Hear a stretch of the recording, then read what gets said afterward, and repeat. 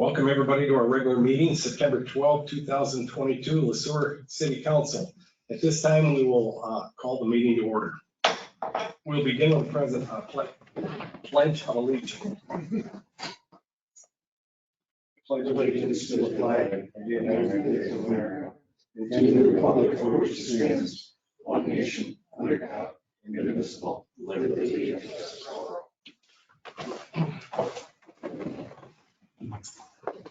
Council, you've been presented with this week's agenda. You've had time to look it over. At this time, I will ask that we have a motion to approve tonight's agenda. So moved. Thank you, Member Krogman. Seconded by Council Member Schlieder. Any other discussion, comments, concerns? If not, all those in favor? Aye. Anybody opposed? The ayes have it. Moving on to the consent agenda. All items on the consent agenda are considered routine and have been made available to the City Council at least 2 days in advance of the meeting. These items will be enacted in one motion. There will be no separate discussion of these items unless a council member or citizen so requests, in which event the item will be removed from the agenda and considered in normal sequence. At this time, I will ask our City Administrator, Mr. Roby, to go over these items with us and review those. Thank you, Mr. Mayor. On this evening's consent agenda, we have a number of items. The first being the approval of the City Council minutes from the August 22nd, 2022 regular meeting. The approval of disbursements through today, September 12th, 2022. Included in those disbursements are several items over $25,000. The first is to MMPA for the August 2022 purchase power, $836,028.93. To First Farmers and Merchants Bank, hospital debt service payment $214,342.21. Wesco receivables for double-side pad mount materials for the CASA 36 electric project, $181,308. The Sueur C. Irby Company pad mount transformers, again for the CASA 36 electric project, $170,982.20. Magny Construction for Well House and Well 8, payment application number 12, which will be later on the consent agenda, for $97,165.36. Casper John Incorporated for CASA 36 electric distribution, their payment application number 2, which will also be later on the agenda, for $81,483.88. B&B Transformer Company Incorporated for the CASA 36 electric distribution project, $35,717. And Bolton & Mank for the High Zone Redundant Waterline Engineering Project, $29,756.63. Items C, D, and E are all payment applications. First, payment application number 12 to Landmark Structures for the new water tower. Next, payment application number 12 to Magny Construction, as previously mentioned, for Well 8 and Well House. And finally, payment application number 2 to Casper John for the CASA 36 project. Item F, approve the Main Street closure application for the bar and grill, and that's for the Giant Night Out next month. Item G, approval of resolution R 2022-037, an update to the 2022 governmental fee schedule. And item H, personnel actions, the hiring of 2 full-time police officers. Take any questions. Thank you, City Administrator Roby. Anybody with questions for our City Administrator? If not, if there's no questions, I'll entertain a motion to pass the consent agenda. So moved. Second, Mr. Swanberg first. Seconded Mr. Sullivan. Any other discussion, comments, concerns? If not. Excuse me, 1 second. Mr. Roby, you indicated 2 full-time officers. The memo says a full-time and a temporary full-time, just to be clear. One is full-time, one is temporary. Correct. Full-time? Yes, correct. So we have 2 full-time positions that are technically vacant at this point. One, because of a departure of one officer. The second officer is on medical leave. For the medical leave position, we have a temporary full-time. Both will serve in a full-time capacity. And this item is to approve the hiring of both of those, both of whom are currently part-time officers with our police force. Both would assume a full-time status, with one being a temporary full-time status until the medical leave question is resolved. Thanks for the clarification. Of course. Thank you. Any other questions, comments? If not, we had a motion made by Councilmember Swanberg, seconded by Councilmember Sullivan. All those in favor? Aye. Anybody opposed? The ayes have it. Moving on to public comment. Public comment provides an opportunity for the public to address the council on items that are not on the agenda. Comments will be limited to 5 minutes per person. Persons wishing to make a comment must sign up in advance of the meeting on the sheet which is provided and identify themselves by providing their names and address. Tonight, Mr. Roby, do we have anybody that wants to address the council? Thank you. Moving on to city administrator update. Mr. Roby, this is your opportunity. Thank you, Mr. Mayor, members of council. A few items I'd like to provide a quick update on tonight. This Friday, I will be attending the South Central Healthcare Coalition meeting in Mankato to kind of kick off. This is the group that orchestrated the emergency preparedness drill that the city participated in this summer. They'll be having a meeting this Friday. I'll be attending that. The sign at the corner of Bridge and Main Street, City Clerk Stacy Lawrence has completed the training on that sign, and we are able to put some updates onto that sign. She threw it up today, and there will be more to come. So, yes, indeed. I didn't read it all, like trying to pass. Yes, it's representing the residents of Sueur waiting for the sign to be updated.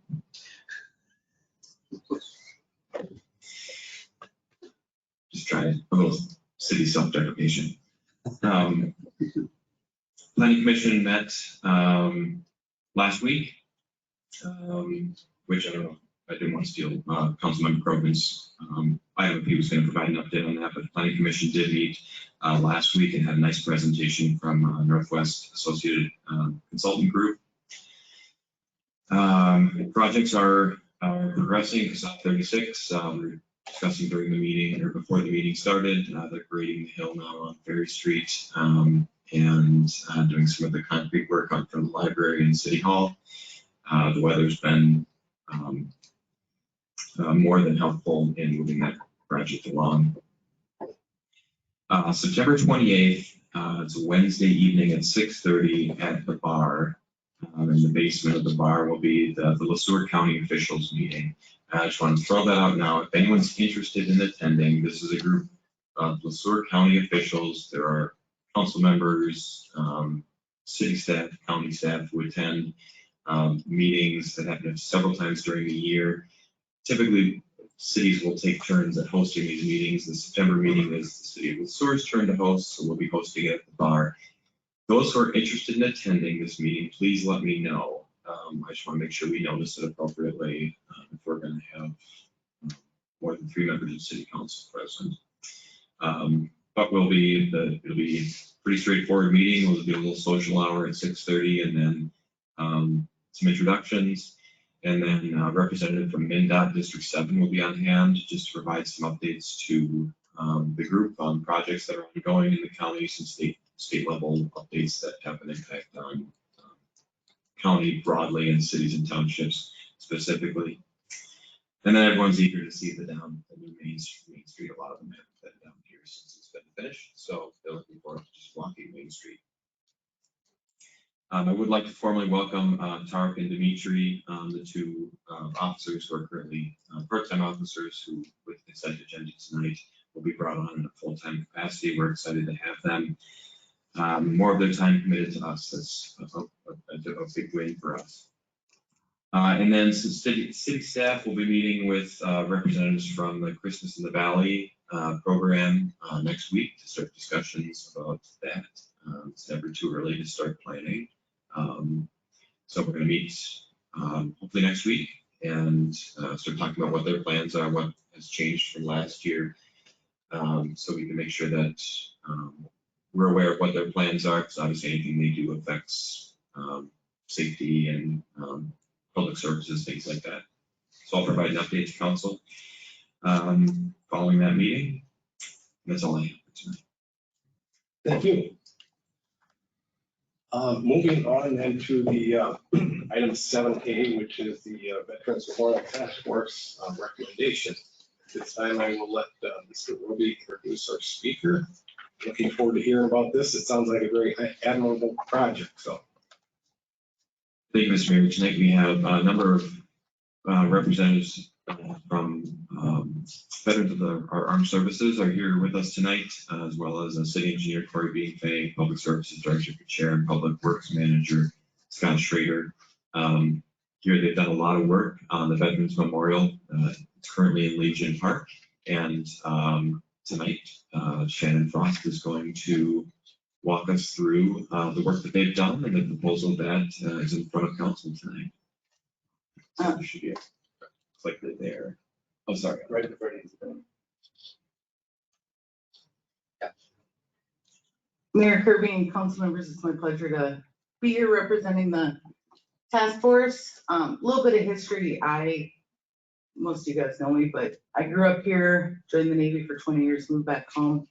And shortly after I moved back home, people started asking me if there was a way to honor those that served that didn't die. I had a phone call one time, someone wanted to be added to the current memorial we have, which only has names of those that died overseas in our wars on it. And so we've 5-6 years now, the VFW and the Legion been playing around with different ideas. When the Parks Master Plan came out and saw the possibility of moving the memorial, I had conversations with Rich, and that's when it was decided that we should form a task force to see what we could come up with.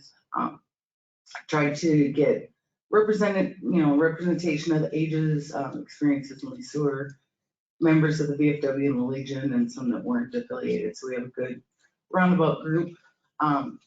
So the location of the memorial, one will be moved, will be, I call it the triangle area right off Berry Street there.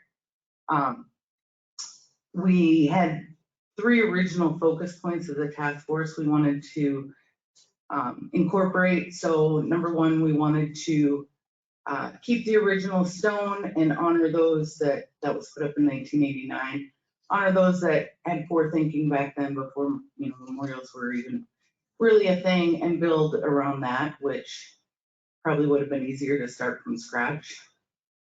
We wanted a place to honor all that served, and then we wanted to honor all the branches of the armed forces. With this location too, we have improved visibility right off Berry Street.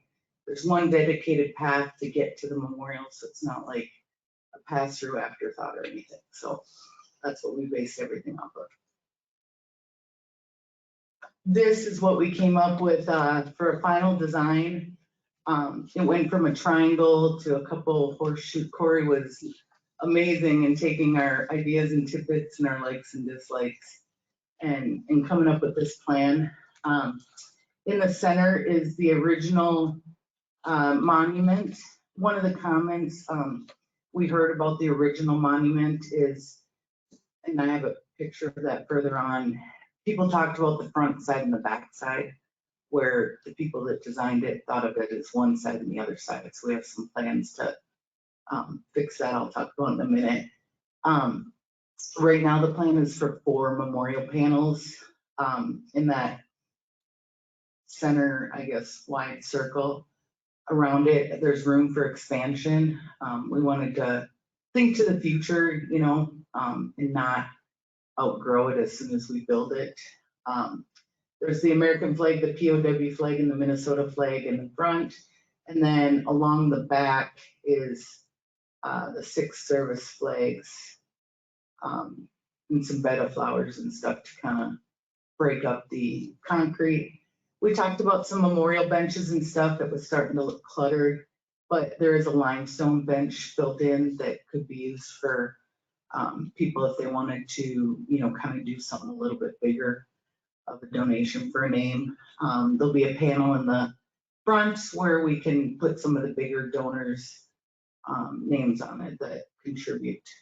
We'll have some lighting. Of course, the American flag will be lit. So this is the current memorial, and as you can see, the center stone isn't engraved on the backside, so part of our plan is to mimic the top of it with possibly a different quote on the back, and then we could even put our rededication date on the back of it and utilize it that way. It's not a front side and a back side, it's one side and the other side. And having the circle memorial to go around it kind of ties that all in. There's 2 blank stones, hopefully we don't ever have to fill those. The other kind of downside of the current memorial is the side stones are kind of a little bit low.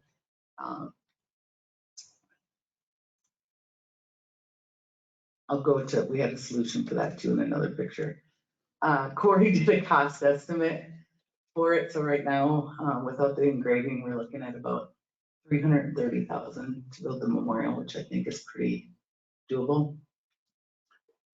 So there's a 3D rendition of it, and if you notice the center stones where the names are, we came up with the idea of having some kind of engraving of hands to kind of raise it up versus just having plain cement block to raise them up a little bit more. Does anyone have any questions for me? Anybody? Ms. Frost, we appreciate your presentation. I can't think of a better way to make a more inclusive memorial for our veterans than to add something for everybody who's served our country. And the existing memorial we have now was a nice addition to the park in 1989, but I think you're right. I think we've outgrown it a little bit. It'd be nice to make it a little more centered for everybody to see better. And like I said, be a little more inclusive. So thank you. Mary. One real quick question. Donations, how are you gonna network this out for the people? You're gonna do social media? You're gonna reach out to people? What's your plan? Yes. There's some grants we can apply for.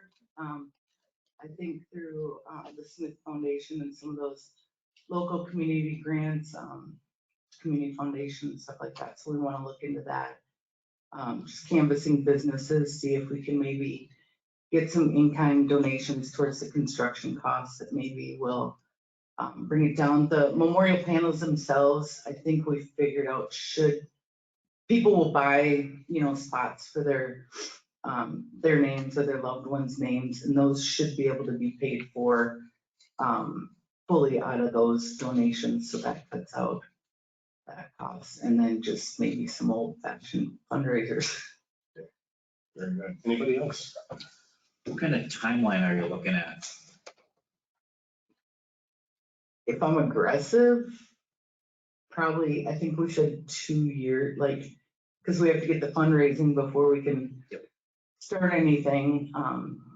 So I don't know that we'd be able to do any construction until anytime next year. And then we were talking about, like a Memorial Day being a good dedication time, or Armed Forces Service Day is like shortly before that in April.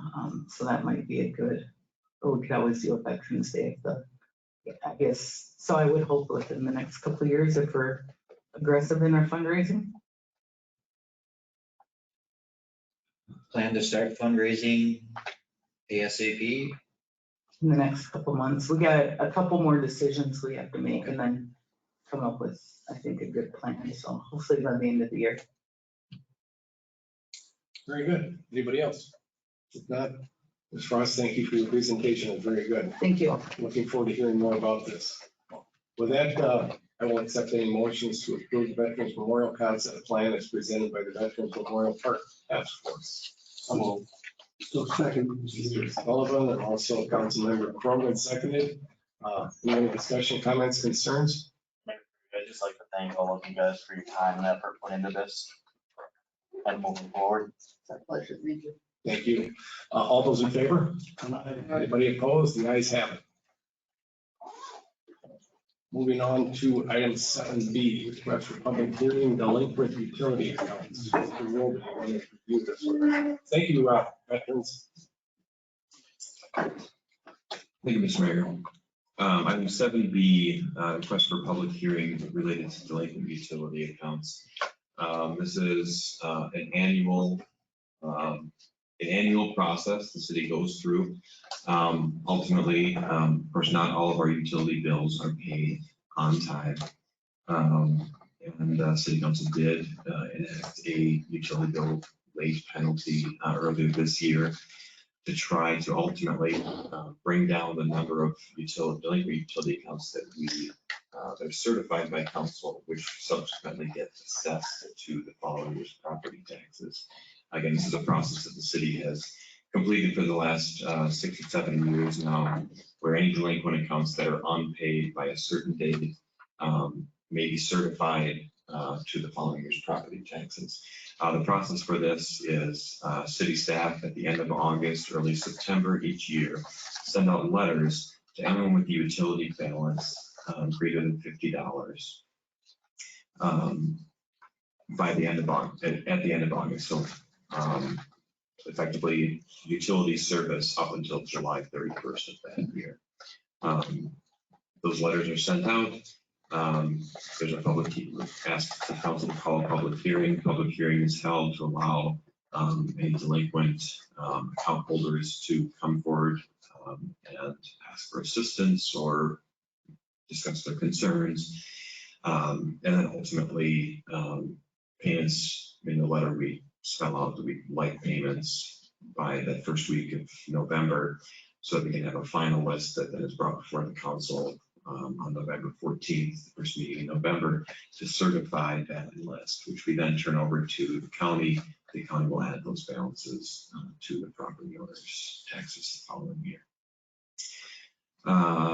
Just about a week and a half ago, Finance Director Graff and Utility Building Coordinator Sally Durner had the unenviable task of pulling together all 441 letters, totaling $481,337.68 in total delinquent utility bills. All those letters were sent out. Our anticipation is that the majority of this will be taken care of by early November. Typically, the pattern we've seen at the city is whatever we send out in letters, 75 to 80% of that is paid by the time these are certified. So it gives everyone a couple of months notice to pay any of the delinquent balances before it comes to council. Last year, what we certified was, I believe, around $160,000. The previous year, $150,000. So the $481,000 we're looking at tonight is about $100,000 more than it was at this time last year. But again, I do expect that number to come down under $200,000 when all is said and done. And so what's being asked tonight is that the City Council call a public hearing for the October 10th, first meeting in October, the regular City Council meeting. In the meantime, I have to say that Ms. Durner and Mr. Graff do a phenomenal job working with utility account holders. There is money available, assistance money available through the state, through other programs, and they do a terrific job of really working elbow to elbow with utility bill customers to try to get assistance where assistance is needed, and encourage people to get on a payment plan, to even pay a little bit at a time if they get behind. Again, nothing unusual about this process. It's the same as it's been the last several years. We simply need to call a public hearing. That's our next step. I'll take any questions or comments. Anybody? If I may ask for one clarification, what happens for those that do not pay after we give them notice? What do we do? I think we need to have a little clarity to that. Sure. So letters are sent, public hearing is held. Whatever balances remain after the certification at the November 14th, 2022 meeting, Finance Director Graff and I will take that list, do one final review of it, and then turn that list over to the county. So we take the list of account holders and we determine which parcel ID is associated with that utility account. And send that list of parcel IDs over to the county with the associated dollar amount. And then the county will take that and add it to the 2023 property taxes with an additional fee. So it's not just the amount, if someone owes $1,000 after November 14th, it's typically not $1,000. Historically, we've asked the county to add 6% administrative fee on top of whatever we certify, to try to recoup some of the costs. I mean, the hours that are put in by city staff to try to recoup this are substantial. So that amount is then added to the users, the property owners' property taxes next year. And again, it's the property owners who are ultimately responsible for utility bills. They may have agreements with tenants that tenants are responsible for paying, but ultimately it's the property owner's responsibility. And I would say most of our property owners who rent out either apartments or group houses are well aware of this. And we work with them between now and the end of November to ensure that they understand what their balances are and they pay them. Thank you. Anybody else? You had mentioned that this was about $100,000 higher than last year at this time. How about quantity wise? 441 is the number of people lower, higher, the same as usual? We sent out 50 fewer letters last year. So there were 391 letters sent out last year. So we have 50 more account holders and $100,000 more. Thank you. Anybody else? And can I just add one more thing? So the city, just for some historical context, the city used to utilize a collection agency process. So a number of years ago, before assessing the property taxes, the city would actually utilize a collection agency to collect delinquent utility bills, delinquent other accounts receivable, ambulance bills, fire bills, things like that. With the assessment process, ultimately it's a little bit cleaner. Administratively, it's cleaner, and our collection rate is much, much higher. Because simply if people don't pay their property taxes, they go into property for tax forfeiture and would potentially lose their house. And of course, that's not the end goal, right? The end goal is to encourage people to pay their bills on time. And again, we have so many programs that people can utilize. And staff really, it's very, very important to staff that people get the assistance that they need. And we've also discussed with council in the past, up until just a few years ago, the city did do utility shutoffs.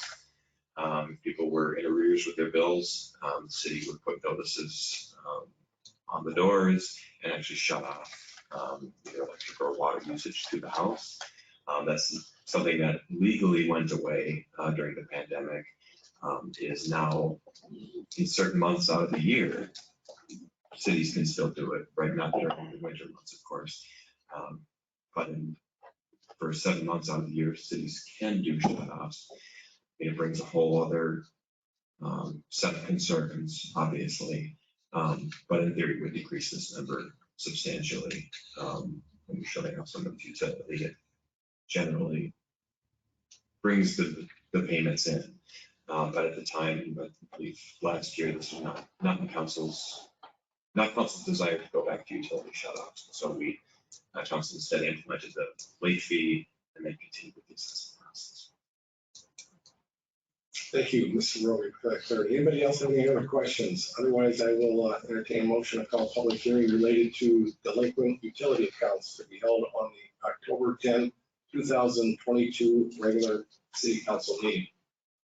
So moved. Thank you, Councilmember Swanberg. Councilmember Williams, thank you. Any other discussion, comments, and concerns? If not, all those in favor? Aye. Anybody opposed? The ayes have it. Moving on to the item 7C, which is the preliminary 2023 budget and levy adoption. Mr. Roby, you want to review this with us?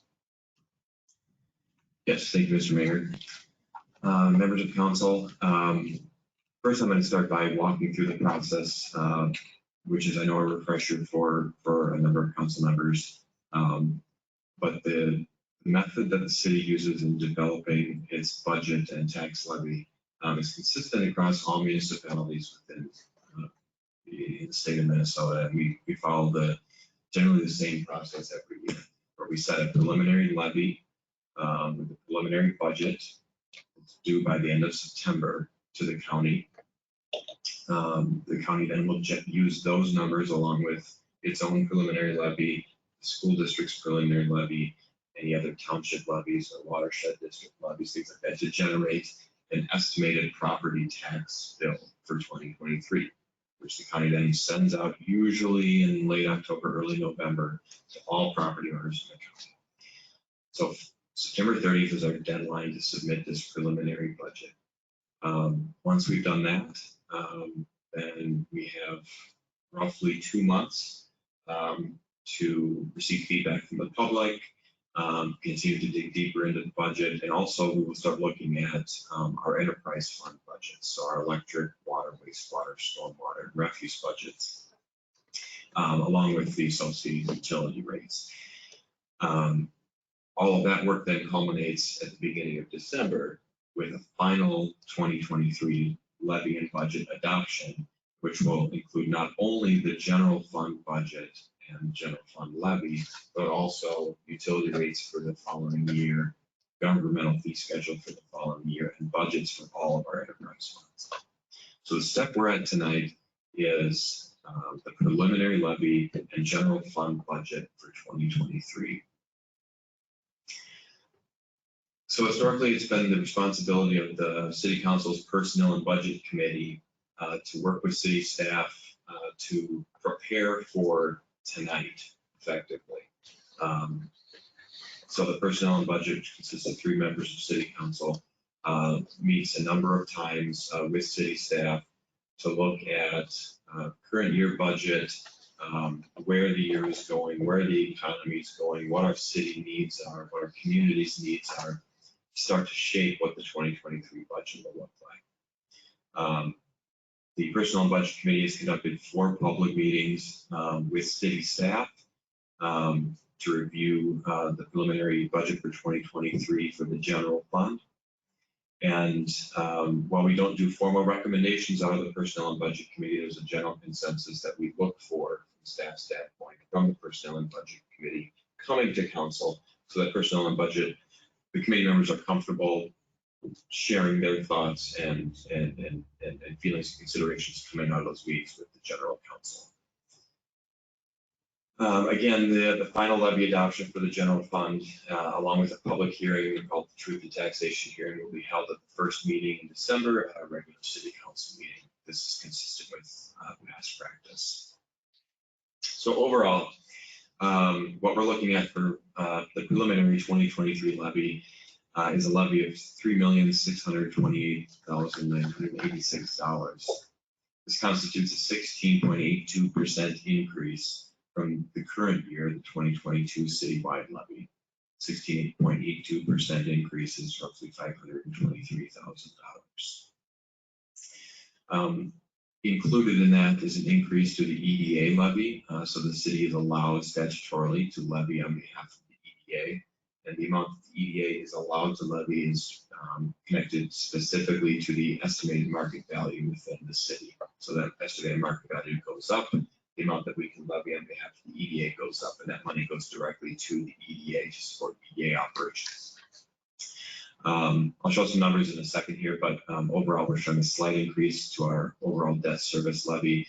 Our debt on the library from 2014 is actually falling off at the end of this year, but we have some new debt coming on from some projects in the last year and a half, which was anticipated. And then from a base levy standpoint, overall, the increase is accounted for by revenue loss and some expense increases, which we'll talk about in greater detail in a minute. One thing I do want to call attention to, and if Finance Director Graff is so inclined, he can certainly share some of his insights. He spent some time visiting with the assessor of Sueur County over the past couple of weeks here. But overall, from a city standpoint, our tax capacity is increasing 19.5%. which effectively means that the value, the taxable value within the city of Sueur is increasing almost 20% between 2022 and 2023, which is generally good. However, the bulk of that increase is coming from existing properties. If the bulk of that number, your increased tax capacity comes from new construction, new development, things like that, then you're spreading out a larger taxable capacity over a broader number of property owners. The bulk of this 19.5% increase, I would call, is coming from paper value, right? The housing market in particular over the last 18 months. That we can talk about that later as well, but I do want to call attention to that. So what's changing between 2022 and 2023? From a revenue standpoint, overall, charges for services in the general fund, we anticipate will stay pretty constant. Those are things like our license fees, our permit fees, things like that. We are seeing roughly 2% per month growth in community center memberships. And that's been pretty consistent over the past 9 months. And we are anticipating at this point that growth will continue. We're also anticipating revenue growth with the introduction of the golf simulator. One of the biggest things that will be hurting our revenues, and actually the single biggest thing that will hurt our revenues in 2023 is the loss of the ARPA funds. The ARPA funds, for those of you who recall, were federal funds that were granted to the states to distribute among counties, cities, and townships to provide support during the pandemic. The city was allotted a little over $400,000 back in 2021. We received that in 2 what they call tranches. The first tranche in June of 2021, and the second tranche, the second half of that payment in June of 2022. We budgeted for that $200,000 this year and received it. But we're not going to get that money in 2023. So that's a revenue deficit that we are not going to be able to necessarily make up in its entirety in 2023. Put another way, last year's levy, the increase that was approved by council for the 2022 levy, without those federal funds would have been $200,000 higher. But the levy could be $200,000 lower because we were anticipating these funds, which did come through, but again, now we have a $200,000 revenue gap in the budget. From an expense standpoint, not surprisingly, we are projecting significant increases in fuel costs, utility costs, product costs, things like gravel, cement, asphalt mix, signs, anything and everything equipment-wise, and insurance expense. For health insurance, we're health, dental, and vision, we are at this point anticipating a 10% increase. For workers' comp and liability insurance, we are projecting 20% cost increase in 2023. This line item right here is one that we may be able to shave a little bit off before December, only because we'll get some better estimates of those between now and December. And we're hoping that we are conservative enough in our projections. I believe we are, that we may be able to knock that a little bit before December comes around. But we're budgeting conservatively right now. Secondly, from an expense standpoint, and we've discussed this with personnel and budget a number of times now, but city staff are proposing that we move to a completely full-time police department. So currently, our police department is made up of some full-time officers and then part-time officers. For a number of reasons, financially as well as from a public safety standpoint, a service level standpoint, staff are proposing that we eliminate the part-time police officer positions and move to a fully full-time police force. What this does in net adds a little over $100,000 in expense.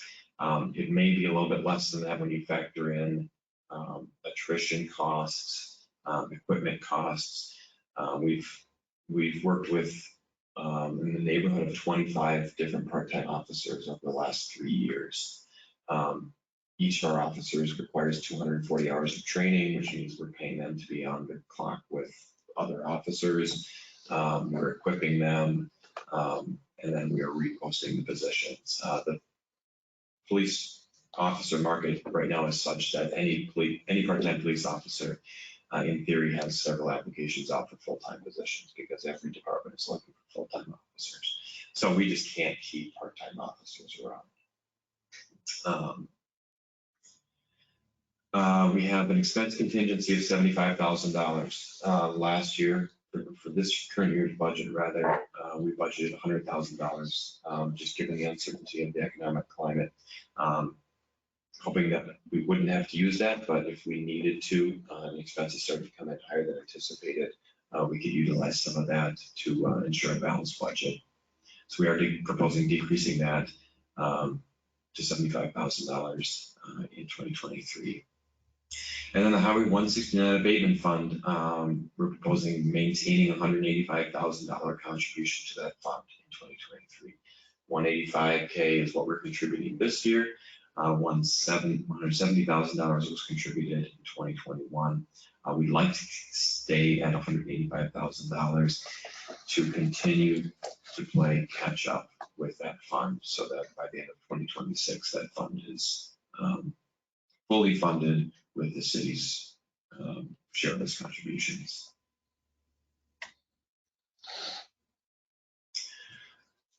This is an overall look at the preliminary 2023 levy.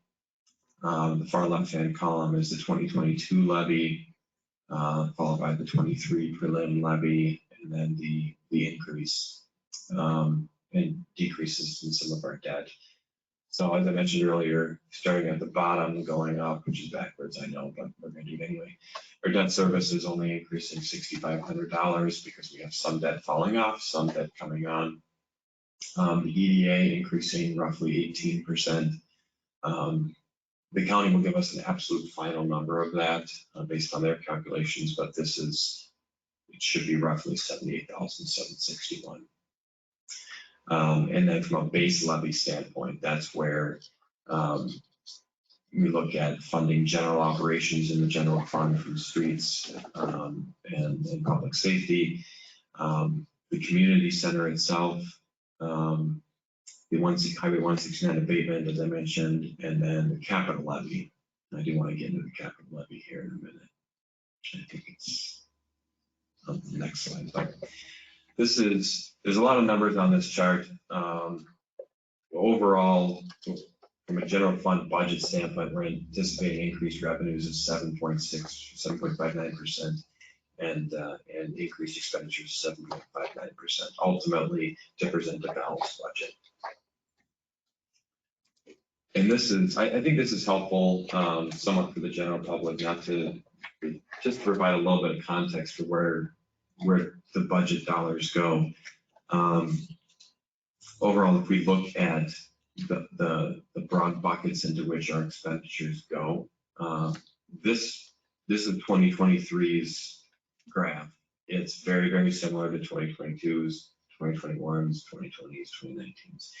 In general, between the police and our public works departments, it says street, but it's technically public works. Police and public works, we're looking at 70+% of the overall general fund budget, with some other, building code, which is our building official, ensuring that our code is met, accounting, legal, insurance, buildings, things like that. I do want to talk about capital here. So in 2022, City Council adopted a capital budget of $700,000, and this is $700,000 for the general fund, for general fund activities. So that's not capital items in our enterprise funds. Overall, when we started this list earlier this summer, Rich and Ryan and I were somewhere around 3.8 to 4, and maybe a little bit north of $4 million. But ultimately, from a needs list, we landed around $3.8 million. And when I say needs list, these are things that to operate the city in the manner that we are right now, meeting the needs of the public as they are right now. The initial list tallied about $3.8 million. When our budget this year was $700,000, and our proposed levy is not even $3.8 million, obviously that number had to come down. So in a lot of staff meetings, difficult conversations and prioritization, as well as our several meetings with the Personnel and Budget Committee, we did bring that list down to just around $750,000 compared to a $700,000 budget this year. Consistent with 2022 is our street maintenance, which is making up, again, proposed to make up 50% of the city's capital general fund expenditures in 2023. And that's $375,000 for both materials and supplies that we need to do some of our own in-house work. I call it pothole repairs. It's much more in depth than that, Scott, Mr. Schrader will tell you, but it's the things that we can do ourselves without contracting it out. And then a large chunk of that $375,000 is for the work that we saw this year on Coventry, Plum Run, Outer Drive, the street maintenance, fog chip sealing, curb repair, things like that. On this list also, we have several items that are key to the police department. The police department is going to be required by the federal government to have encryption-ready radios by 2024. We budgeted $100,000 here, which will cover all of our needs from a radio standpoint for our current police department. We do have some earmarked spending requests in with the federal government, and as I've mentioned, the personnel budget, the signs right now are looking positive that we're still in the running for money to cover all of that, which is great. So anytime there's an update, I get a call from Senator Smith's office and Senator Klobuchar's office saying that we should be happy and excited because we passed the next level of basically the field is 64, right? And we're in like the Elite 8 right now. So we will know by the end of this calendar year whether we receive those funds. I do not know at this point whether we will know by the time we adopt the final levy. If we know that we are getting federal funds, then of course we have the opportunity to either remove that $100,000 wireless radio upgrade or reallocate it to another capital expenditure should council decide to do so. I'm not going to read through all the items on the capital list, but when it came to prioritization and maximizing the dollar, this was the list that staff and personnel and budget felt comfortable with.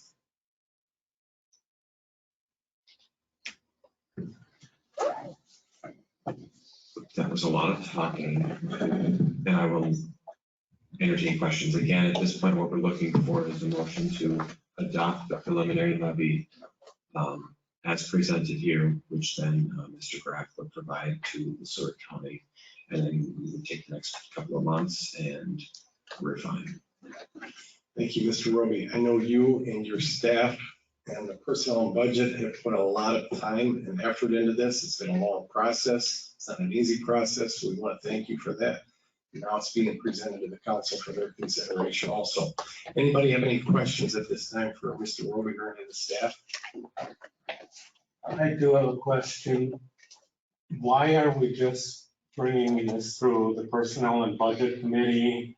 And why aren't we having some special council work sessions to go over some of these? So we're all in the loop up front.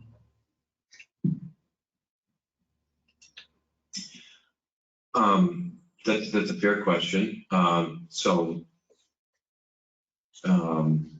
As I understand the process that followed in the past has been, personnel and budget has really done, I don't want to call it big grunt work, but they are generally tasked with looking at all of these elements and bringing them to council, partly to minimize the scheduling challenges around holding multiple city council meetings. It's the only dedicated subcommittee of the council that we have, and one of their primary tasks is specifically to do this, to bring forth a recommendation, having representing the council, asking as many questions as they can think to ask and poking as many holes as they can think to poke in what staff proposals are before coming to council. I just feel we have a lot more holes to poke on this. I feel it way, I feel this is way too high after our 17% increase last year with the school referendum passing, with a drastic increase in our assessed values, and everybody's going to be seeing their taxes going up whether we do anything or not. I just think we need to look at this much harder. Thank you, Mr. Sueur. I know that has not been an easy process with the personnel budget along with the staff. We are dealing with some record inflation. There are some variables in here that we've given a lot of consideration to, as Mr. Roby mentioned. There is the public safety side of things with some requirements we got to fulfill there.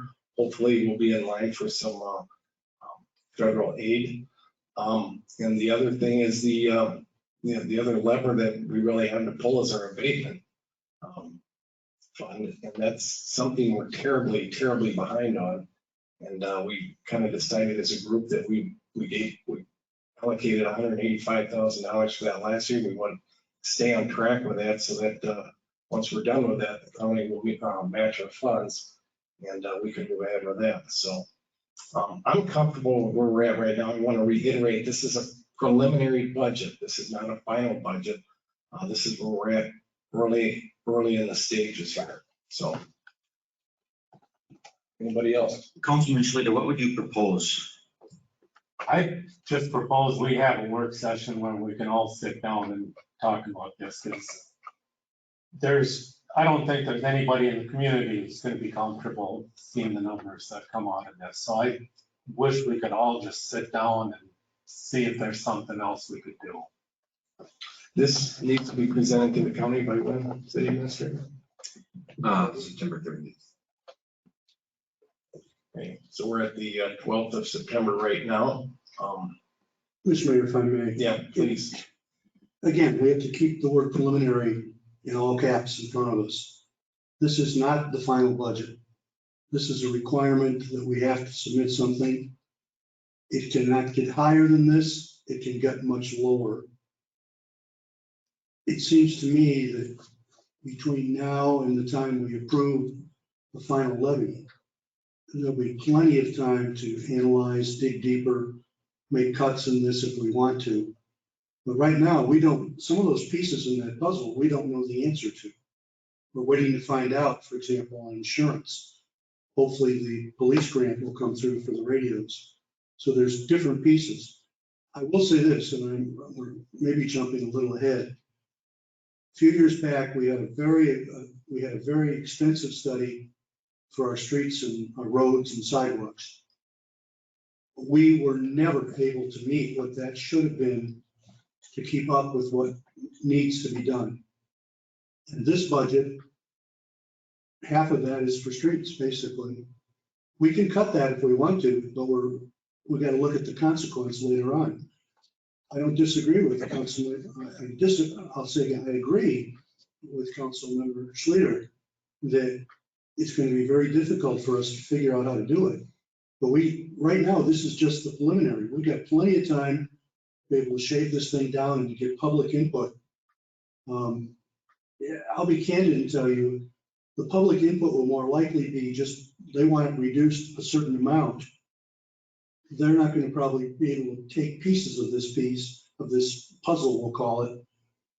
It's very difficult to do that. We have to really rely on staff to tell us what these pieces are and what they mean, what the consequences are.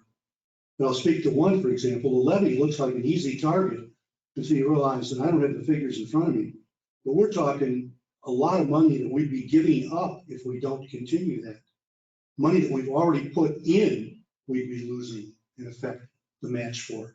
So it makes no sense to give away a lot of money when we can figure out another way to leave that in there. So I'll leave it at that. But again, I emphasize the word preliminary. That's the key. Thank you. Anybody else? I understand this is the max and it can always go down. Traditionally, what has been the case? I don't believe we went down very much last year. I don't think we went a dime down. You want to speak to the history of that, Mr. Rubin? Sure. So yeah, last year we went down approximately $1,200 because an insurance rate changed. But ultimately, what was proposed was effectively what was finalized. The year before that, the prelim levy was an increase of, I believe, 3%. And the final levy was 0.1% increase. The year before that, prelim was an 8% increase, and the final levy was a 1.5 or 2% increase. So it has traditionally, I mean, it hasn't necessarily stayed exactly the same. Last year was probably the closest between prelim and final that the city's had in recent history. And I'll speak to, Councilmember Krogman said, from a staff standpoint, what we can do is we can provide recommendations based upon what we see as priorities, and ultimately, council can determine what direction council would like to take. There were many years when council determined street maintenance should get much less than $375,000 to the tune of $25,000 to $30,000. Painting, putting $25,000 or $30,000. I'm not saying that anyone's proposing that, but every $31,000 effectively up or down is a 1% change. So that 16% goes down to 6% or 6.8% if we cut $300,000 out of the budget. Yeah, I agree with Councilman Schlieder. I'm comfortable voting on a proposed, but I won't be comfortable voting on this number without having much more detail. And more input from all of our points. Well, that said, keeping in mind that this is a preliminary budget, we have until December, December 12th to finalize this. That gives us 2 more months. I would entertain any motion to approve the resolution R 2022-038, adopting the preliminary 2023 budget and levy as presented.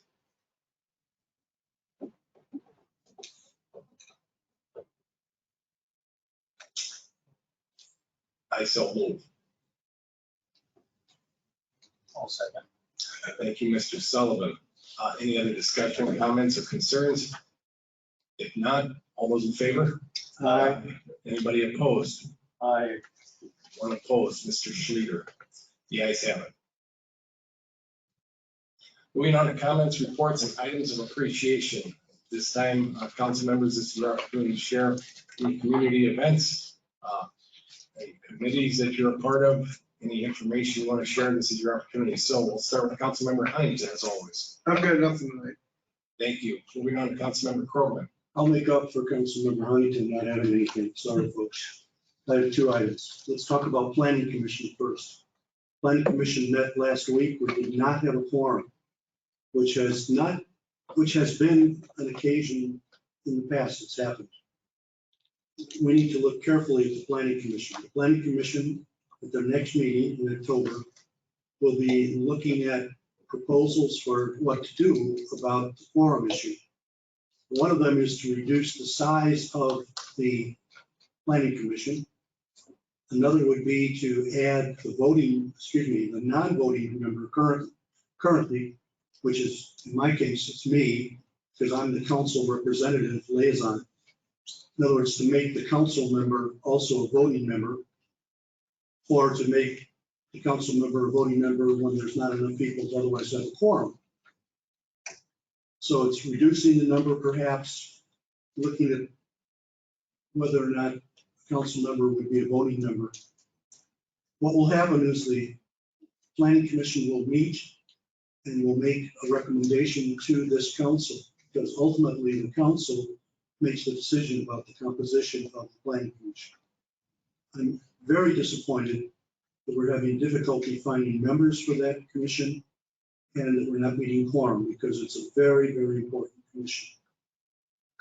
They are planning now, those who were able to be here last week, discuss meeting monthly, no matter what business is before them.